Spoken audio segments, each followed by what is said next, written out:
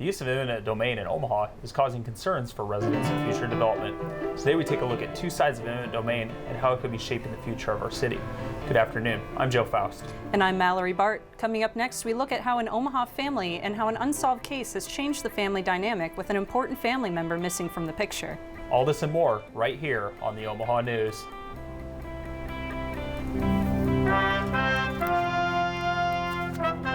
I added a word in. Simon, thank you. Thanks, Simon.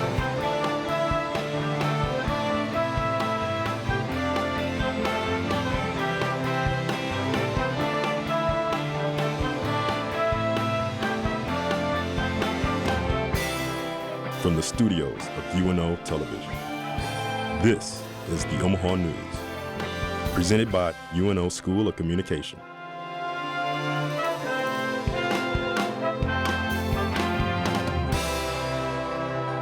An Omaha woman and mother of three has been missing for nearly 6 months. Reporter Simon Ristow is at the live table to tell us how her family is coping. Kamisha Hollis is a 35-year-old black female who was last seen on April 1st. I sat down with her sister, who remembers Kamisha as an overall great person to be around. Honestly, she had the greatest sense of humor and one of those, what do they call it, infectious laughters. Like if she laughed at anything, it would just make anyone else in the room laugh. Kamisha Hollis went missing on Easter Sunday. That was over 5 months ago, and her family is still looking. Kamisha is the mother to 3 small children, and her sister Caprice just wants to know what happened to her. We've come to terms with the worst, so now it's just we're holding on to positivity and hope that they'll find her so we can just finally have closure. Kamisha's boyfriend and father of her 3 children, Marvin Young, is currently charged with 3 counts of intentional child abuse and resisting arrest. He has not been charged with anything related to the disappearance of Kamisha Hollis. Kamisha was last seen here at her home near 57th and Hartman Avenues around 4 a.m. the night of April 1st. The next morning, she was gone. Here's what we know. The night of April 1st, Young allegedly gave his 3 daughters an adult sleep aid. The oldest daughter heard Hollis and Young arguing. The next day, Hollis and her red 2018 Hyundai Elantra were nowhere to be found, and Kamisha was reported missing to the police. On April 4th, the police located the Hyundai Elantra in the parking lot of the 402 Hotel. Fast forward to today, where the Omaha Police Department is continuing their investigation, following any leads they can. I don't want to say we're done searching because we're not. It's just we don't know where to go. It will bother me forever of what led up to that point and how she must have been feeling and how she must have been thinking. This ongoing investigation is now being assisted by the FBI Omaha Field Office. If you have any information that may help the search for Kamisha Hollis, call Omaha Crime Stoppers at 402-444-STOP. Joe, Mallory, back to you. Thank you, Simon. The Blackstone Hotel is under the process of renovation, and the city is stepping in to help a local landmark in the Midtown shine once again. In a 6-1 decision, the Omaha City Council voted to add an occupation tax to the Blackstone area. An increase of 1.95% will apply to food and beverage sales, along with a 3% tax on hotel rooms. The occupation tax will help renovate the historic Blackstone Hotel. $75 million in renovations include, in addition to the West Wing, restoring key features such as a marble staircase and an upstairs ballroom. Known for protecting their territory against intruders and other animals, the Pit Bull Terrier has gained a reputation as a vicious fighting breed. In fact, so dangerous, some states have outlawed them. Reporter Brittany Calvert explains that these pets are no longer used as fighting animals, but instead they're considered loyal companions. Lexi Loads describes her dogs the way most pet owners do. They love everybody they meet, they're friendly, they love going places. But Lexi's 2 dogs are pit bulls, and most people shy away when they hear that. They think the world is made to pet them, pretty much. Lexi has been a pit bull owner for 4 years. The negative views of pit bulls held by her family and friends changed once they met her first fur baby. When I first adopted my oldest dog, they did not want me to bring my dog inside the house. They thought that he was a threat, and now he has become their baby. They asked for him to come over. If Lexi lived in Council Bluffs, she would be barred from owning pit bulls. In Omaha, Lexi's dogs must wear a harness connected to 2 leashes and wear a muzzle. Owners must have an insurance policy up to $100,000. People who have been around pit bulls have an entirely different idea about them. to say that all pit bulls are going to be dangerous or all dogs are going to be dangerous or all whatever are going to be dangerous is just, it's equivalent to racism in my opinion. In 2017, 12 different breeds were named as causing deaths in humans. I've been bitten by more chihuahuas than I have pit bulls or pit bull type dogs. Loads feels that society treated her differently because she owns pit bulls. Even walking down the street, you'll see people cross the street away from you if you have a pit bull. I would like for any person that is for these bans and laws to meet my pit bulls or any other pit bull raised in a good home. For the Omaha News, I'm Brittany Calvert. Pit bulls and other bully breeds can get out of these laws if they take the Canine Good Citizenship Test. Around 1:20 this afternoon, you might have heard your phone go off as part of the national test. That was a trial of a new emergency alert system that alerted every U.S. cell phone. The director of FEMA says the alert is to check the system's emergency preparedness in an event of a natural disaster, terrorist attack, or another situation needing the country's attention. It was scheduled to happen September 20th, but the test was pushed back because of Hurricane Florence. When we return, we look at how one company is acquiring property for their new development in North Downtown. And next, we take a look at how new technology can help cure those with peripheral artery disease. Stick around, we'll be right back. The University of Nebraska at Omaha is a place for tomorrow's leaders. A place where individuals converge on a path to success, getting the attention and direction they need as they begin their career. It's where students take pride in serving Omaha, a city we've invested in for more than 100 years. UNO is a place where greatness begins. The University of Nebraska at Omaha.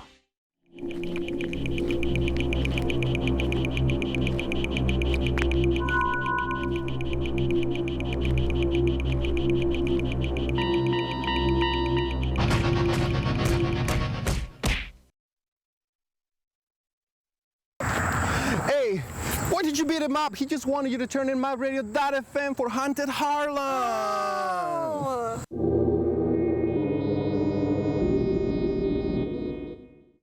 For over a century, the Child Saving Institute has been responding to the cry of a child, helping children and their families in all sorts of circumstances, through pregnancy counseling, to early childhood education, and family therapy, to foster parenting. The Child Saving Institute is here to make sure we give children from infants to young adults the best childhood possible. Child Saving Institute. Where childhood matters, we make a difference.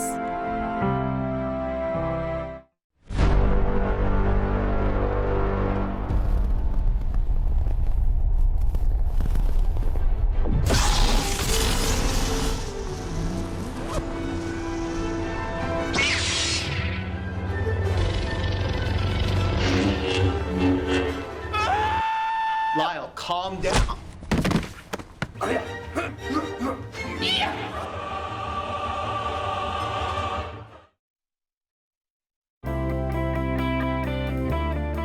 This is the Omaha News. 1 in 20 Americans over the age of 50 have peripheral artery disease. Reporter Charlotte Riley takes us to the UNO Biomechanics building, where researchers are studying how orthotic casts can help these patients. University of Nebraska at Omaha student Anthony Alreno and Associate Professor Sarah Myers are helping patients with peripheral artery disease, or PAD, walk farther. It's basically a form of atherosclerosis, or a buildup of plaque within the arteries. When plaque builds up in the arteries, it can clog blood flow. The lack of blood flow to the limbs can cause sharp pain and claudication, especially when walking. And claudication is a cramping-like pain due to the blood flow being restricted to the muscles. Patients' muscles are not getting enough oxygen, so Alreno and Myers measure oxygen levels using oximeters, which are strapped to patients' legs. Oximeters measure oxygen levels using infrared light. And we think that muscle oxygenation could be an important factor for discriminating patients that can walk further. They are also testing the benefits of ankle-foot orthotics, which are made of carbon fiber, a material that absorbs energy as people walk. As the legs come off the ground, some of that energy is released and works with the calf to help push the body forward. Myers and Alreno have found patients are able to walk 20 to 30% farther. This project is seeking to fill a gap for a more conservative approach for patients who aren't ready to have surgery to restore blood flow to their limbs, but they still want to be more physically active. They're hoping ankle foot orthotics will provide that needed assistance. For the Omaha News, I'm Charlotte Riley. Peripheral artery disease is a risk factor for stroke and heart attack. Ankle foot orthotics help patients increase exercise, which decreases symptoms. A redevelopment project in North Downtown may use eminent domain to make way for the new North Makerhood District. Future Forward LLC, a collaboration of multiple businesses, has planned the district since early 2008. The former Army Corps of Engineers building at 18th and Howard faces demolition after Douglas County utilizes eminent domain to acquire the property. Local community activist Brian Smith says eminent domain should really be the very last effort, and if there's no alternative. And Omaha City Attorney Jennifer Taylor says eminent domain serves a good purpose. After negotiations, if they can't come to terms with the owner of the property, they do have the power to take the property for the overall public good. Eminent domain is used when cities need to build new buildings, streets, parks, public schools, or any other public service that benefits city residents. I don't think any public entity really wants to use that power, but if you have to, it's there. Eminent domain is a right granted under the Fifth Amendment to the United States government, states, and municipalities to take private property for public use following the payment of just compensation. Omaha has a reputation of being a tear-down city. And if you look at, say, downtown north of Dodge Street, we don't have much left. The development of the new North Makerhood District is a revitalization effort that may make use of eminent domain to pave way for Kiewit's new global headquarters. This particular area between 14th and 20th, Cass and Cumming, has really not seen the benefit of everything else that has been developed in North Downtown. Smith hopes that the developers involved in the new North Makerhood District will incorporate the existing early 1900s structures into their development plans. The North Downtown area has faced eminent domain in the past when Interstate 480 was completed in 1966. Noddle Development hopes the new North Makerhood District will be complete by 2020. Future Forward hopes to attract a creative class of entrepreneurs, artists, techies, and business startups. Thousands of pages of documents were seized from the e-cigarette maker Juul by the U.S. Food and Drug Administration during a surprise inspection last week as part of the agency's investigation into the company's marketing practices. Juul controls 73% of the e-cigarette market and has come into the FDA's crosshairs as a teen e-cigarette use has skyrocketed. The surprise inspection at Juul's San Francisco headquarters last week occurred a few weeks after the FDA told e-cigarette makers they have 60 days to submit plans on how to reduce the youth trends of e-cigarettes. A new report from the New York Times finds that President Trump might have had more help in his upbringing than what he led on to believe. While claiming to be a self-made millionaire, he secretly received over $400 million in today's money and didn't report it to the IRS. The president received the money since he was a toddler. The money was in exchange from his father's real estate company for helping his father cover up big donations. President Trump denies the allegations, saying that the proper tax forms have been filed. When the Omaha News continues, one reporter had the chance to sit down with an Omaha radio legend with over 30 years of radio experience in the area. And next, we learn how you can prepare for mosquitoes that carry the West Nile virus. Stay tuned. We'll be right back.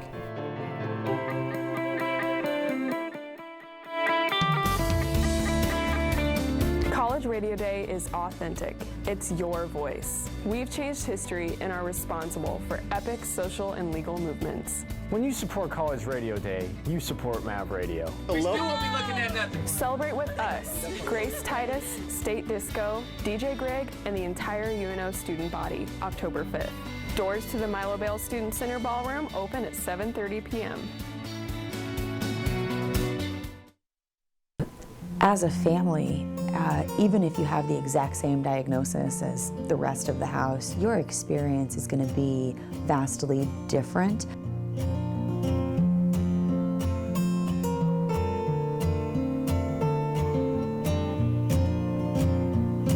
It took a while, but we're here, and we're here in the Ronald McDonald's house, which have been great help for us and for a lot of families here.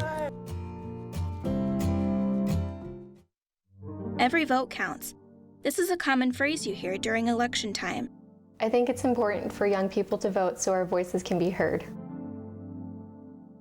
Young voters account for half of the voting population. In this Nebraska 2018 election, let your voice be heard. You can directly influence issues that can affect your daily life. Get involved. Check your voter status. Learn how to register if you haven't already. And then watch your vote count on the Omaha News, Tuesday, November 6th at 7 o'clock on the Knowledge Network.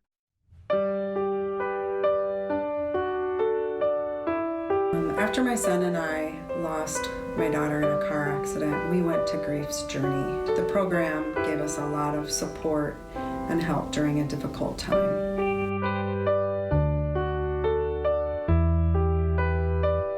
They really helped me deal with grief as an adult, and they helped my son deal with grief as a child.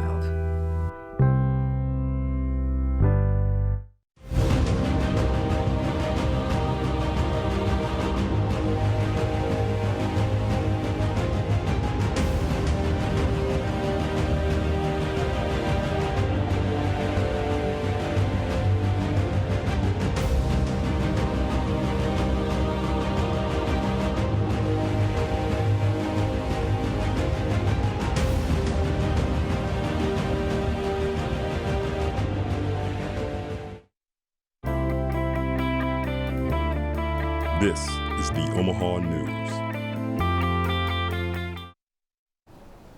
According to the Nebraska Department of Health and Human Services, more than 160 people in Nebraska have been affected with the West Nile virus this year. This is more than twice the number of people affected in 2017. Omaha News reporter Carissa Lauber investigates why the number of West Nile cases have increased this year. Even though the nights are getting cooler as fall begins, mosquitoes and the West Nile virus remain concerns in Nebraska. Typically, our health department investigates anywhere from 3 to maybe 6 cases of West Nile virus a season. Nebraska leads the nation in West Nile cases and deaths this year. Of the 160 cases in the state, 8 have died. There's no medication that they can give to treat West Nile. Nebraska has not had this many cases of the virus in 5 years or as many deaths since 2014. We've had a lot of cases that have been hospitalized. West Nile virus is transmitted by Culex mosquitoes. The virus causes humans to have flu-like symptoms, but it can also cause encephalitis, the inflammation of the brain. These mosquitoes use water that stands for longer than 7 days, but doesn't move. The increase of mosquitoes in Nebraska is thought to have come from the amount of rainfall this year. So if there are large puddles or if there's an object that we've left outside that gets filled with water, it could lead to increased numbers of mosquitoes. Nebraska Extension recommends people wear de-insect repellent and long sleeves if they plan on spending time outdoors, but people can also help prevent mosquito development as well. Go around and empty any containers of water that you can see. If you've got a bucket or a tire or a flower pot that's accumulated a lot of water, it's best to dump that out on a 5 to 7 day basis. For the Omaha News, I'm Carissa Lauber. The Sarpy and Cass County's health department says that mosquito season in Nebraska usually lasts from May to October, and that the West Nile virus will only be a concern until the first frost. U.S. holiday sales are expected to increase 4.3% to 4.8%, getting a boost from a strong economy, according to a forecast from a leading retail industry group. The National Retail Federation forecast compares with an average increase of 3.9% over the past 5 years. The retail trade group said it expects sales for the last 2 months of the year to swell to $721 billion, and that's excluding auto sales, gasoline, and dining out. The last 2 months of the year can account for up to 40% of annual sales for retailers nationwide. Omaha's classical radio station, KVNO, has been home to Doug Wesselman, better known as Otis 12, for over 11 years. Reporter Adriana David had the opportunity to sit down with the legendary voice to recall his journey throughout the radio industry. From freeform radio in San Francisco to stand-up comedy in Los Angeles, Doug Wesselman has orchestrated his way into a career at Omaha's KVNO classical radio station. Over 40 years ago, Otis 12 and 2 of his friends, Bill Frenzer and Bill Carey, founded a comedy music band nicknamed Ogden Edsel. Otis 12's band was featured on syndicated radio. And there was a great hippie radio station there called KSAN. KSAN, and we were asked in because we're funny and amusing. About 7 years after forming Ogden Edsel, Otis 12 chose to leave the band and start a family. The guy who was program director of of a station that was about to turn into a rock station. KEZO was Z92. Said, "You guys want to do morning show?" And we said, "Yeah." Within the span of 7 years, Otis 12 had worked at 3 different radio stations. Although his roots are in rock and roll, Otis 12 has developed a newfound love for classical music. Music is music. These guys, if people get intimidated, they say, "Oh, I don't know anything about it. I can't listen to Beethoven because I don't know anything about him. I'm not smart enough." You don't have to know a darn thing any more than you have to know anything about hip-hop to enjoy hip-hop. It gets you. It just reaches you on that level. You can listen to Otis 12 on KVNO on weekday mornings from 5 to 9 a.m. For the Omaha News, I'm Adriana David. Otis 12 has been on the air throughout the Omaha area for the last 3 decades. When he's not on his morning show, he spends his day writing fiction. He's currently writing a book alongside his wife about coping with PTSD. Coming up, how banned books can start a conversation on what's considered banned material and the topics they convey. And next, we take a look at how a UNO professor is fulfilling his dad's wishes through booze and books. You're watching the Omaha News.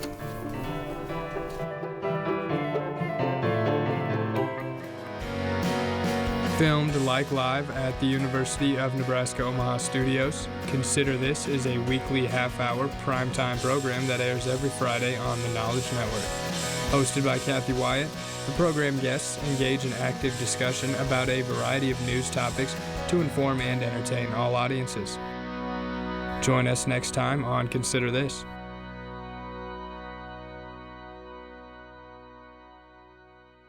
PRSSA is the Public Relations Student Society of America. We are a professional organization to help students develop their PR skills. You are learning those communication skills. You're out in the community doing community outreach, different service projects. PRSSA creates community. PRSSA is networking. PRSSA builds experience. PRSSA is UNO. For more information, go to UNOPRSSA.com.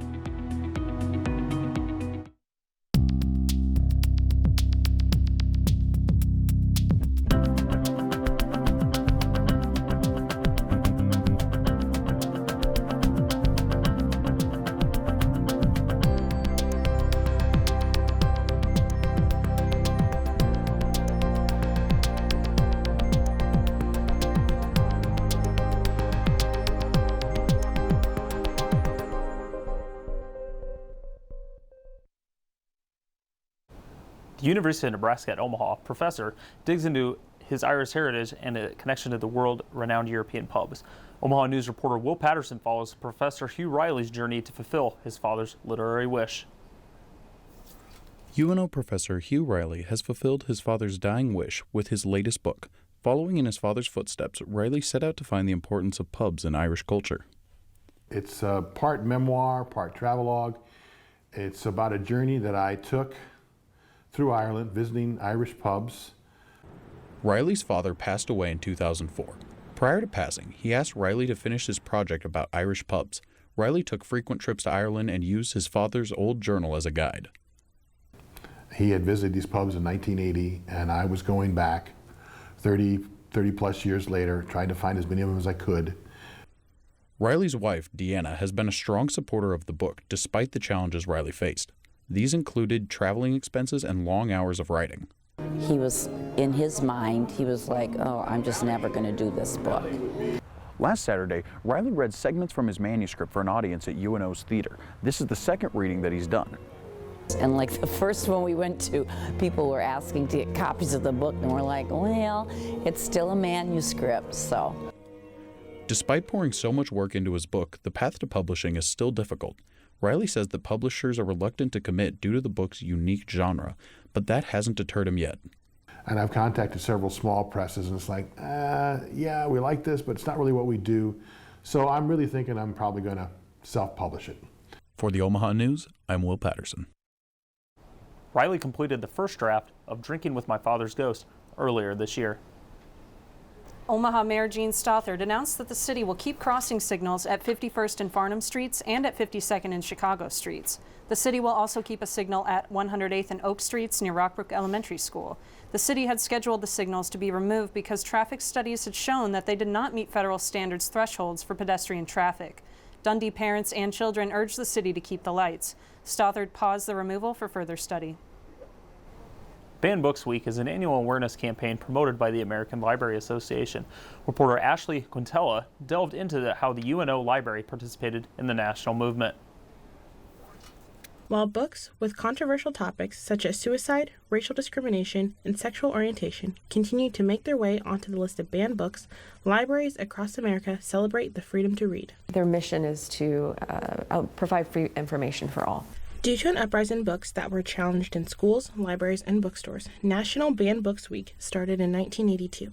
During the week and throughout the year, advocates highlight the value of open access to information. Though challenged books are celebrated throughout the year, National Banned Book Week was September 23rd through the 29th. This year's theme, Banning Books, Silences Stories. Always be aware of the threat of stifling voices and stifling information. 13 Reasons Why by Jay Asher and George by Alex Gino are just a couple of the books that made the list. A lot of what gets challenged is books that address gender issues, gender identity issues, LGBTQ issues, especially in juvenile and young adult literature. Painter organized the second annual book readout in the Chris Library, where students and staff could read excerpts from banned books. Banned Book Week in general is kind of a celebration of the freedom of speech. Getting rid of censorship would give people the choice to read the controversial books. Dr. David Peterson said he does not think they should be banned, rather explained.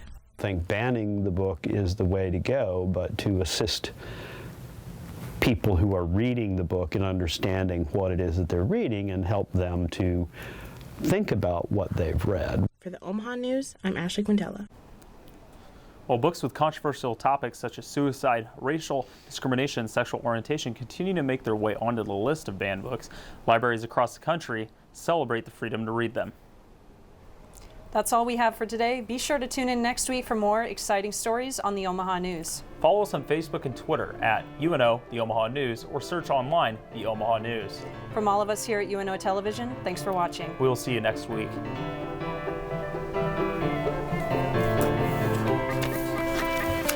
I only have 2 papers.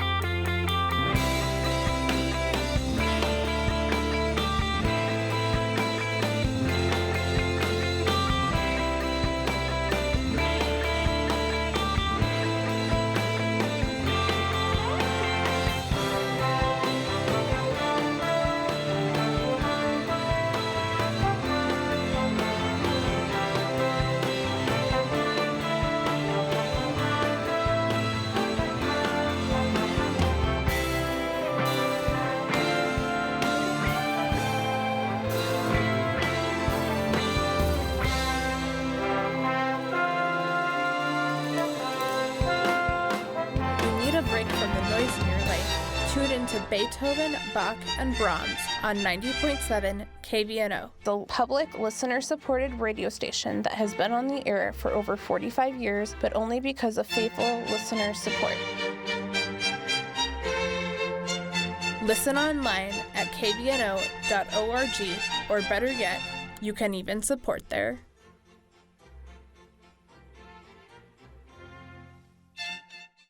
You've always known you were a leader, someone who works hard to achieve your goals. You can see it.